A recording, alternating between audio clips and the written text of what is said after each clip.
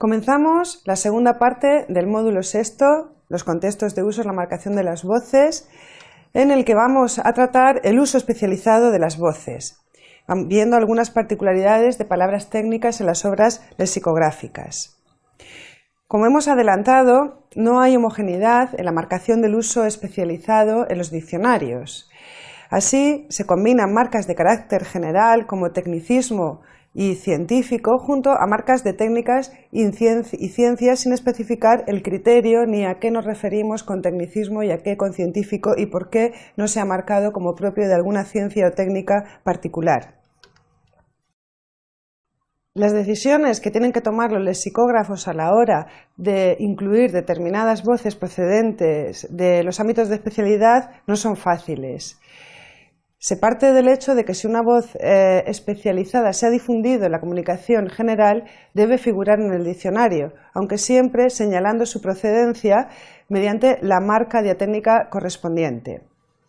Sin embargo, no es fácil determinar cuándo se considera difundida en el uso alguna de estas voces que normalmente llegan al usuario no especializado a través de textos periodísticos o divulgativos. Aquí vemos cómo en el diccionario de María Moliner se recoge solamente una acepción para la entrada arbotante relativa al ámbito de la arquitectura.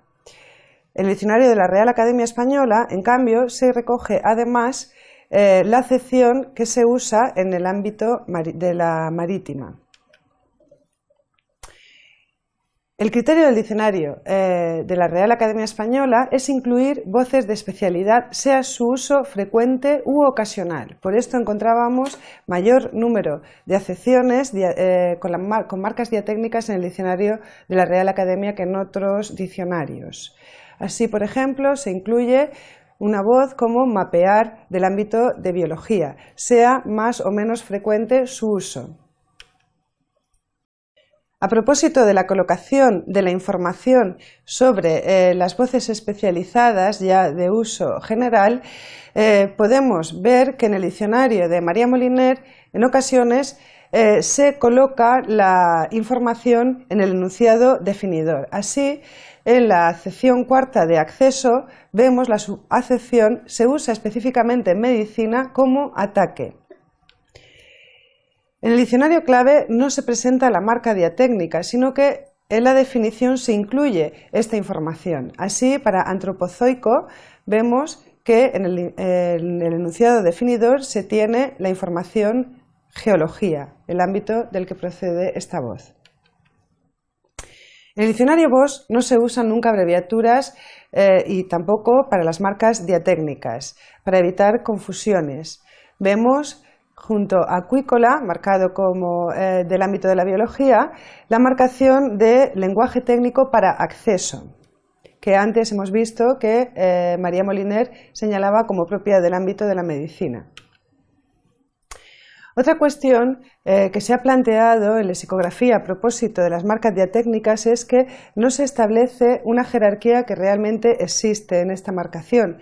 Así, por ejemplo, se tiene el ligamento con la marca anatomía en la segunda acepción y en arteriosclerosis la marca medicina. En otros casos se ha planteado la cuestión de la ausencia de marca. En un diccionario como es el VOS, en 2003, por ejemplo, vemos que para bypass no se presenta marca, que sí aparece en la edición de María Moliner de 2008. Como propia del ámbito de la medicina. Del mismo modo, podemos observar que en el diccionario de la Real Academia la entrada neologismo no aparece marcada en ninguna de sus acepciones, mientras que tenemos la marca lingüística en la definición de neologismo que se presenta en el diccionario de María Moliner. Por último, queremos decir que el sentido con que se usa una unidad léxica procedente de un ámbito de especialidad en la comunicación general no es el sentido preciso enlazado a otros conceptos que se activan en la mente del usuario que tendría en la comunicación especializada. Sin embargo, permanece en la comunicación general un hálito de esta red conceptual y ello se marca introduciendo en los diccionarios estas marcas diatécnicas que estamos tratando.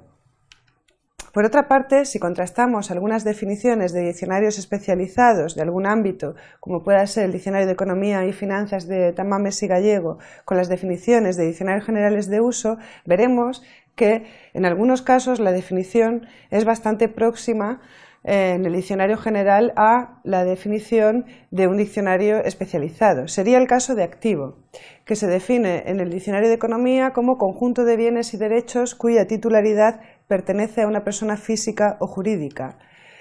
En el Diccionario de Manuel Seco también se define conjunto de bienes y créditos pertenecientes a una persona o una entidad. En este caso no se hace mención, como en la anterior definición, de persona física o jurídica.